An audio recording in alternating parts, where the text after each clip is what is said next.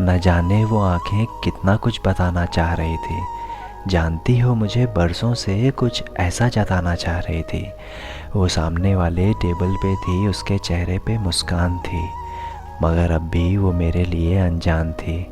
मेरा दिल उसको जानना चाह रहा था। हम सचमुच एक दूसरे को जानते हैं, मैं बस यही मानना चाह रहा था। धीरे धीरे उसकी आंखों में खोने लगा। पता ही नहीं चला कब खुद से ज़्यादा उसका होने लगा। उसकी भी नज़रें बस मुझ पर ठहरी हुई थी। वो शायद पहली और आखिरी बार था जब नज़रों में बातें किसी से इतनी गहरी हुई थी। बस फिर दिल ने बोला कि जाकर उससे बात करूं। जब उसकी है बातें तो क्यों ना उसी के साथ करूं।